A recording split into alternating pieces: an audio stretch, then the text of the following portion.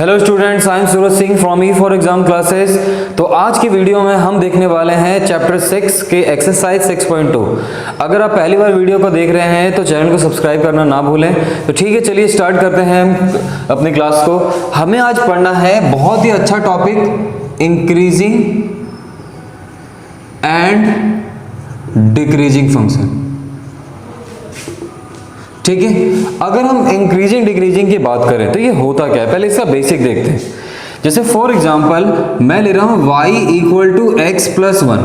ठीक है, मैं y x प्लस वन का ग्राफ बनाना चाहता हूं, तो बनाता हूं y x प्लस वन का ग्राफ। तो जैसे ही आप y x प्लस वन का ग्राफ बनाएंगे, मैं क्या ले रहा हूं, यहाँ पे x की वैल्यू -1 ले रहा हूं। जब मैं x की वैल्यू -1 लूंगा तो y 0 हो जाएगा हमारे पास। तो y 0 हो जाएगा तो ये पॉइंट यहाँ पे आ जाएगा। अगर मैं x की वैल्यू 0 लूँ तो y की वैल्यू 1 यहाँ पे आ जाएगा। तो अगर मैं इसको ड्रॉ करूँ तो ये कुछ ऐसे ड्रॉ होगा। इसके बाद यहाँ पे x की वैल्यू -1 थी, ये 1 है, 0 है। और अगर मैं 1 लूँ तो ये 2 हो जाएगा, 2 समथिंग कहीं यहाँ पे मिलेगा जाके।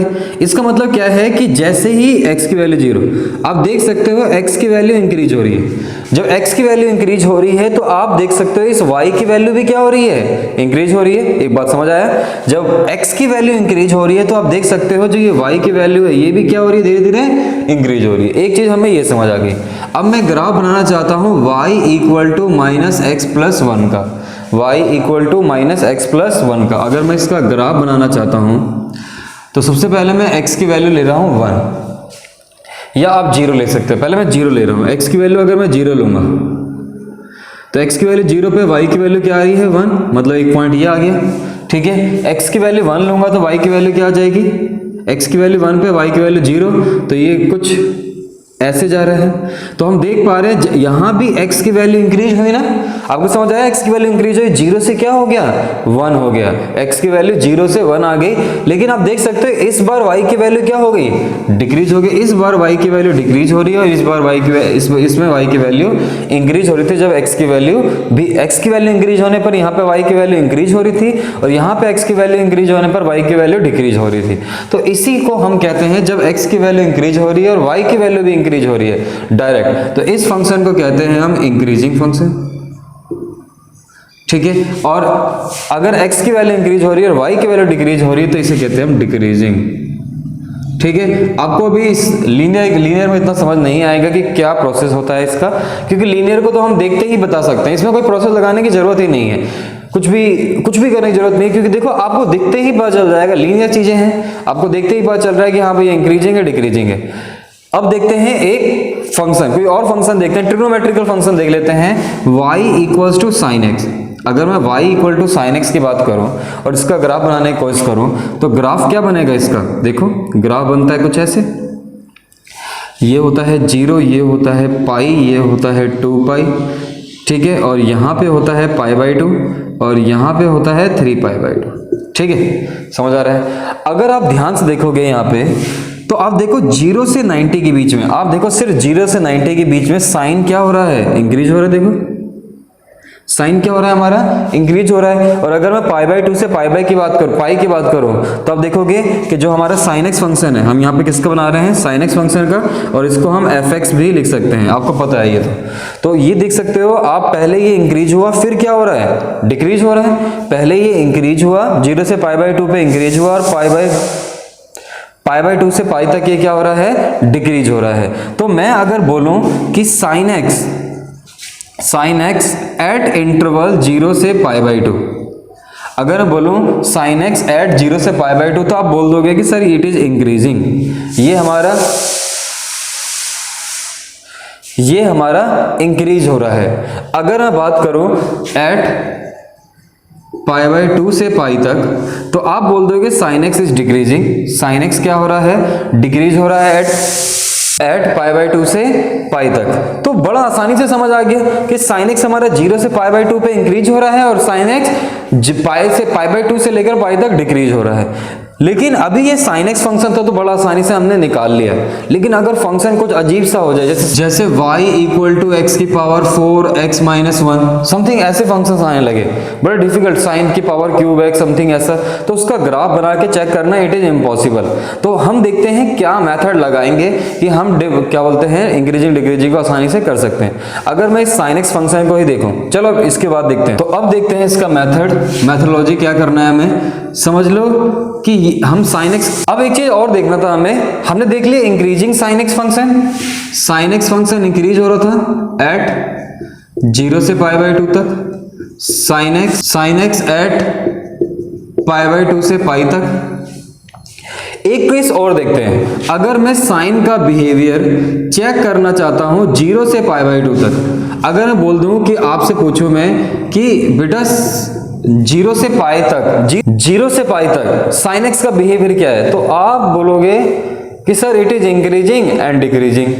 ऐसे कैसे हो सकता है, कोई फंक्शन एक साथ इंक्रीज भी करे और डिक्रीज भी करे। जैसे फॉर एग्जांपल आपको मैं एग्जांपल देता हूं, जैसे बॉयज के लिए एग्जांपल देता हूं, गर्ल्स के लिए भी एग्जांपल देता हूं। बॉयज जैसे बाइक चला रहे हो आप, बाइक या स्कूटी मान लो, स्कूटी तो दोनों चला लेते हैं, हाँ स्कूटी मान लेते हैं, स्कूटी चला रहे हो, आपने एक्सेलरेट कर रखा है, ठीक है, आपने एक्सेलरेट कर रखा है, तो जब आप एक्सेलरेट कर रहे हो तो स्पीड बढ़ेगी या कम हो जाएगी, आप खुद बताओ मुझे, ठीक है।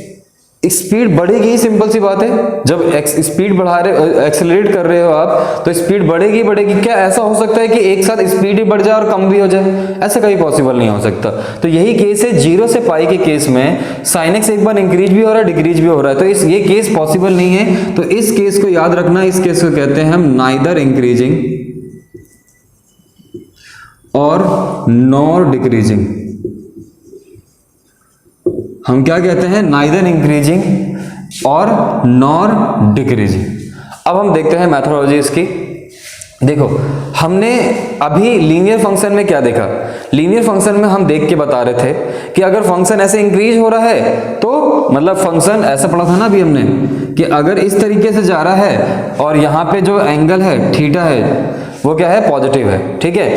तो अगर ऐसे जा रहा है तो क्या होता हमारे पास, ये इंक्रीजिंग था। अगर ऐसे आ रहा है तो ये हमारा डिक्रीजिंग था, यहाँ भी एंगल पॉजिटिव है तो ये हमारा डिक्रीजिंग था। तो हम क्या, ये लीनियर में पॉसिबल पता, कर्व में थोड़ा सा मुश्किल होता है किसी भी पॉइंट पे बताना। अगर मैं बोलता हूं कि इस पॉइंट पे बताओ तो इस पॉइंट पे आप थोड़ा परेशान हो सकते हो। ग्राफ इतना आसानी से बना हुआ है तो आप देख सकते हो, इसमें तो बोल रहे हो कि सोच रहे हो कि बना सकते हैं, लेकिन अगर ग्राफ थोड़ा अजीबोगरीब आ गए तो वहां बनाना बड़ा मुश्किल हो जाएगा। तो उस केस में करें क्या, उस केस में हम क्या करें, तो उस केस में देखो हम क्या करेंगे, इस तरीके से लाइनें अगर ड्रॉ कर ले तो हमें पता चल जाएगा। तो मैं अगर इस पॉइंट पे कोई भी लाइन ड्रॉ करना चाहता हूं with positive angle with x axis, या ठीक है positive angle with x axis, तो आपको पता है आपने 10th क्लास के अंदर पढ़ा हुआ है कि कोई भी लाइन अगर एक्स एक्सिस को मीट कर रही है और कोई एंगल बना रही है तो ये लाइन क्या कहलाती थी हमारी, टेंजेंट। और मैंने आपको पिछली क्लास में जब डिफरेंशिएबिलिटी बता रहा था तो किसी भी पॉइंट पे अगर किसी कर्व का मीट करता है तो वो उसका टेंजेंट होता है। तो हम टेंजेंट कैसे निकाल रहे थे, fx फंक्शन का हम टेंजेंट कैसे निकाल रहे थे, उसका डिफरेंशिएट करके। तो आपको समझ आ रहा होगा कि किसी फंक्शन का अगर हम डिफरेंशिएट कर दे तो उसमें हम क्या बना सकते हैं, टेंजेंट ड्रॉ कर सकते हैं। क्या ड्रॉ कर सकते हैं, टेंजेंट। जरूरी नहीं आप इसी पॉइंट पे, आप इस पॉइंट पे बना सकते थे, आप किसी इस पॉइंट पे भी बना सकते हो, तो इस पॉइंट से। लेकिन आपको ये लाइनें देख के ये पता कर सकते हो कि हाँ कि फंक्शन इंक्रीज हो रहा है या डिक्रीज हो रहा है, ठीक है। तो ये थोड़ा अजीब सा हो गया, ये थोड़ा सा मैं साफ सा बनाता हूं यहाँ पे। देखो जैसे कि ये बना दिया आपने टेंजेंट, ये बना दिया टेंजेंट। अब एक टेंजेंट देखो जरा, अगर मैं एक टेंजेंट को ऐसे बना दूं बिल्कुल इस पे जो पैरेलल टू एक्स एक्सिस हो इक्वल, तो अगर मैं बता दूं कि ये पैरेलल टू एक्स एक्सिस है तो मैंने बताया था आपको कि f dash x equal to क्या हो जाएगा, 0 हो जाएगा। तो हमारे पास केस क्या समझ आया, देखो यहाँ पे भी टेंजेंट बना हुआ है, यहाँ पे भी टेंजेंट बना हुआ है छोटे छोटे, यहाँ भी टेंजेंट बना हुआ है। तो अगर हमारा जो एफ डैश एक्स अगर ग्रेटर देन और इक्वल देन 0 आ जाए, हमने वहां पे क्या देख रहे थे, जो y था वो ग्रेटर देन इक्वल देन 0 जा रहा था, ठीक है। यहाँ पे आप देखोगे तो हमारा जो y है वो ग्रेटर देन इक्वल देन 0, अगर हमारा f dash x greater than equal than 0 आ जाए तो इसे कहते हैं हम इंक्रीजिंग फंक्शन, ठीक है, इंक्रीजिंग फंक्शन। और इसी तरीके से अगर हमारा फंक्शन इस तरीके से जा रहा है और एफ डैश एक्स की वैल्यू अगर लेस देन इक्वल देन 0 आती है, एफ डैश एक्स की वैल्यू अगर लेस देन इक्वल देन 0 आती है तो ये है डिक्रीजिंग फंक्शन, तो ये है डिक्रीजिंग फंक्शन। ठीक है, तो हमने देख लिया इंक्रीजिंग फंक्शन का क्या कंडीशन है और डिक्रीजिंग फंक्शन का क्या कंडीशन है। तो अगर हम देखें स्ट्रिक्टली इंक्रीजिंग और स्ट्रिक्टली डिक्रीजिंग का क्या केस होता है तो वो भी देखते हैं। तो अब बात करते हैं स्ट्रिक्टली इंक्रीजिंग।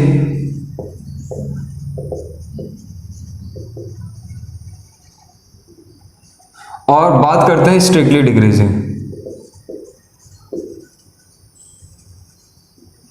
अगर हम स्ट्रिक्टली इंक्रीजिंग की बात करें तो अगर मैं सिर्फ इंक्रीजिंग की बात करूं तो इंक्रीजिंग की बात क्या थी, कोई फंक्शन गया ऐसे फिर वो ऐसे चला, कांस्टेंट हो सकता है। आपको पता है कोई फंक्शन इंक्रीज, हमने क्या पढ़ा था, f dash x greater than equal than 0, तो मतलब इक्वल हो रहा है तो वो कांस्टेंट है, पैरेलल टू एक्स एक्सिस है, और फिर उसके बाद इंक्रीज हो सकता है। डिक्रीजिंग की बात करें अगर हम, ये हमारा इंक्रीजिंग का केस था, और इंक्रीजिंग का केस क्या था हमारे पास, F dash x greater than equal than 0। अगर मैं दूसरा केस की बात करूं तो हमारे पास अगर कोई फंक्शन डिक्रीज हो रहा है तो आपको पता है इस तरीके से डिक्रीज होगा, तो इस केस में हमारे पास क्या था, f dash x less than equal than 0, ये था हमारा डिक्रीजिंग का केस। लेकिन अगर मैं बात करूं स्ट्रिक्टली इंक्रीजिंग की, तो स्ट्रिक्टली इंक्रीजिंग का केस क्या होता है कि कोई फंक्शन जा रहा है तो बिल्कुल सीधे ही निकल जाएगा, मतलब वो कहीं रुकेगा नहीं, मतलब कहीं कांस्टेंट नहीं होगा। और अगर डिक्रीजिंग का है तो वो क्या, स्ट्रिक्टली डिक्रीजिंग का है तो वो डाउनवर्ड जाएगा लेकिन कहीं रुकेगा नहीं, मतलब कहीं कांस्टेंट नहीं होगा, कहीं भी पैरेलल टू एक्स एक्सिस नहीं होगा। तो इस जब वो पैरेलल टू एक्स एक्सिस नहीं होगा तो मैंने बताया था जब वो पैरेलल टू एक्स एक्सिस है यहाँ पे तभी इक्वल लग रहा है, अदरवाइज इक्वल लगेगा ही नहीं। तो स्ट्रिक्टली इंक्रीजिंग का केस, स्ट्रिक्टली इंक्रीजिंग का केस क्या है, F dash x greater then 0, और स्ट्रिक्टली डिक्रीजिंग का केस क्या है, F dash x greater less than 0। ठीक है, बहुत आसान है। देखो इंक्रीज का बात हमें समझ आता है कि ग्रेटर देन, अगर सिर्फ इंक्रीजिंग पूछ रहा है तो ग्रेटर देन इक्वल देन 0, और स्ट्रिक्टली वो डिक्रीजिंग पूछ रहा है तो less than equal than 0। Strictly increasing बोल रहा है तो स्ट्रिक्टली इंक्रीजिंग का मतलब है डायरेक्टली इंक्रीज, कहीं भी कांस्टेंट नहीं हो रहा, बढ़ते जा रहा है, तो f dash x greater then 0। और अगर स्ट्रिक्टली डिक्रीजिंग की बात कर रहा है तो f dash x less then 0। ठीक है, तो अब हम क्या करते हैं, इनके टाइप्स ऑफ क्वेश्चंस देखते हैं कुछ, और उसके बाद कल हम करेंगे इसकी एक्सरसाइज। देखो इस पे क्वेश्चंस, टाइप्स ऑफ क्वेश्चंस देखते हैं कैसे कैसे आते हैं। इस पे types of questions, first type का अगर मैं क्वेश्चन देखूं तो इसमें आता है so that function is increasing और decreasing on the given interval A comma B. ठीक है, दूसरा टाइप का क्वेश्चन क्या होता है, जैसे इस टाइप का क्वेश्चन है तो इस टाइप का क्वेश्चन ले लेते हैं। जैसे हमारे पास एफ एक्स फंक्शन दे रखा है साइन एक्स, और वो बोल देगा कि चेक करो कि इंक्रीजिंग डिक्रीजिंग है एट 0 से π/2। तो हमें देख के तो पता है कि 0 से π/2 पे क्या होता है, ये इंक्रीजिंग होता है। तो हमें करना क्या पड़ेगा, पहले अगर मुझे इंक्रीजिंग और डिक्रीजिंग चेक करना है तो सबसे पहले क्या करूंगा, मैं इसे एफ डैश एक्स करूंगा, तो साइन एक्स का एफ डैश एक्स क्या हो जाएगा, कॉस एक्स आ जाएगा। अब कॉस एक्स, अब हमें चेक क्या करना था कि इंक्रीजिंग है तो f dash x greater than equal than क्या हो जाएंगे, 0। ठीक है, ग्रेटर देन इक्वल देन 0। तो हम क्या करेंगे यहाँ पे, अगर मैं 0 से π/2 के बीच में कोई सी वैल्यू पुट करूं, जैसे मैं π/6 पुट कर रहा हूं, तो कॉस, मैं यहाँ पे π/6 पुट कर रहा हूँ, cos π/6 पुट करूंगा मैं, तो cos π/6 की वैल्यू क्या होती है आपको पता है, √3/2 आती है, और √3/2 क्या है, ग्रेटर देन 0 है। ठीक है, और भी कोई वैल्यू पुट कर सकते हो, जैसे आप f डैश π/4 पुट कर लो आप, तो cos क्या आ जाएगा, π/4 आ जाएगा, और ये 1/√2 ग्रेटर देन 0। इन दोनों का मतलब साफ साफ पता चल रहा है कि ये दोनों ग्रेटर देन 0 है, और दोनों ग्रेटर देन 0 है, तो इसका यही मतलब है कि ये फंक्शन क्या है, इंक्रीजिंग। अगर आपको चेक करना होता, आप इसमें क्लोज लगा के इक्वल टू 0 भी प्रूव कर सकते हो। अगर आप क्लोज लगाना चाहते हो लगा लो, आप क्लोज, यहाँ से क्लोज लगा लो आप, तो क्लोज लगाओगे तो आप इससे इक्वल भी प्रूव कर सकते हो, ठीक है। लेकिन आप याद रखना इंक्रीजिंग डिक्रीजिंग जो हम निकालते हैं वो हमेशा हम किस में निकालते हैं, ओपन ब्रैकेट में निकालते हैं, क्योंकि हम कहते हैं कॉर्नर पॉइंट में हम टेंजेंट ड्रॉ नहीं कर सकते, तो इसीलिए हम क्या कर सकते हैं 0 से π/2 ले लेंगे। लेकिन आप इसमें इक्वल भी लगा सकते हो, कोई प्रॉब्लम नहीं है। लेकिन आपको जो बुक में क्वेश्चन दे रखे होंगे उसमें इक्वल नहीं लगाते हैं, ठीक है। अब ऐड, अगर मैं इसमें पाई से π/2 से लेकर पाई तक चेक करना चाहता हूं तो मैं क्या करूंगा, इसमें π/2 से पाई के बीच में कोई सी वैल्यू ले लो। जैसे मैं ले रहा हूं यहाँ पे 3π/4, अगर 3π/4 cos 3π/4 की वैल्यू चेक करें हम तो ये -1/√2 होती है। तो अगर हमारा f'(x) less than equal than 0 आ रहा है, लेस देन 0 आ रहा है, तो हमारे पास क्या होता है, ये केस डिक्रीजिंग का केस होता है, ठीक है। तो हमने देख लिया कि जब आपको इंटरवल गिवन होंगे तो कैसे आपको इंक्रीजिंग डिक्रीजिंग शो करना है, ठीक है। अब दूसरा क्वेश्चन देखते हैं, फाइंड द इंटरवल ऑफ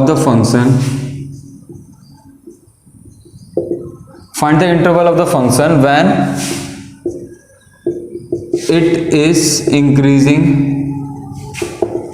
और डिक्रीजिंग, ठीक है। आपको इंक्रीजिंग और डिक्रीजिंग के दोनों के इंटरवल निकालने हैं, आपको इंटरवल फाइंड आउट करना है इंक्रीजिंग और एंड डिक्रीजिंग के। तो हमारे पास मान लेते हैं fx फंक्शन बना लेते हैं, यहाँ पे हम यहाँ पे fx फंक्शन बना लेते हैं x² + 3x + 1, ठीक है। हमने एक fx फंक्शन बना लिया x² + 3x + 1। तो अब हम क्या करने वाले हैं, जब हमें इंटरवल निकालना है तो सबसे पहले आपको क्या करना है, इसका f' करना है। तो f' क्या हो जाएगा 2x + 3। अब इसे 0 के इक्वल रखना है। 0 के इक्वल हम क्यों रखते हैं, जैसे कोई फंक्शन है तो चल रहा है ऐसे, जब हम इसे 0 के इक्वल रख लेते हैं, पैरेलल टू x एक्सिस रख लेते हैं, तो हम इसके क्रिटिकल पॉइंट निकाल लेते हैं। तो क्रिटिकल पॉइंट्स के पहले, अगर मैं पहले देखूं तो ये इंक्रीज कर रहा है, इसके बाद क्या कर रहा है, डिक्रीज कर रहा है। तो हमें क्रिटिकल पॉइंट मिल जाता है, उसके बाद हम बता सकते हैं कि इसके पहले वो इंक्रीज कर रहा था, इसके बाद वो डिक्रीज कर रहा था, तो इसीलिए हम क्रिटिकल पॉइंट निकालते हैं। अब हमने f' = 0 रख लिया, तो 2x + 3 = 0, तो x की वैल्यू -3/2। अब हम इसे ड्रॉ करेंगे नंबर लाइन पे। अगर मैं नंबर लाइन पे ड्रॉ करूं तो ये 0 है, या मैं देख लेता हूं यहाँ पे -3/2, ये पॉजिटिव इन्फिनिटी है और ये नेगेटिव इन्फिनिटी है। अब देख सकते हो अगर मैं -∞ से -3/2 का इंटरवल लूं मैं, तो इस केस में -∞ से -3/2 के बीच में कोई सी वैल्यू इसमें पुट करो f'(x) के अंदर, कोई सी वैल्यू, समझ लो -2 पुट करते हैं, -2 पुट करेंगे क्या आएगा, नेगेटिव आएगा, ठीक है। -3 पुट कर लो, -4 पुट कर लो, तब भी नेगेटिव आएगा ये। तो इसका मतलब क्या है, ये हमारे पास अगर मैं -∞ से -2 के देखूं तो ये फंक्शन हमारा क्या कर रहा है, डिक्रीजिंग। हमने डिक्रीजिंग के इंटरवल निकाल लिए, और अब हमें पता है -3/2 से अगर मैं इन्फिनिटी की तरफ जाऊं तो कुछ भी वैल्यू पुट करो आप, 1 2 3 कुछ भी पुट करो आप 5 पुट कर लो, 5 पुट करोगे, कुछ भी पुट करोगे, इससे बड़ी वैल्यू पुट करोगे, ये पॉजिटिव आएगा, और ये पॉजिटिव आएगा मतलब f' > 0 आ रहा है, और इस केस में f' लेस देन 0 आ रहा है। तो ग्रेटर देन इक्वल देन 0 आ रहा है तो ये इंक्रीज कर रहा है, और लेस देन इक्वल देन 0 आ रहा है तो ये डिक्रीज कर रहा है। तो देख सकते हो ये 2 टाइप्स के क्वेश्चन है। तो आज हम इंट्रोडक्शन कर रहे हैं, कल हम इसके एक्सरसाइज करेंगे। तो ठीक है, तो थैंक यू फॉर वॉचिंग।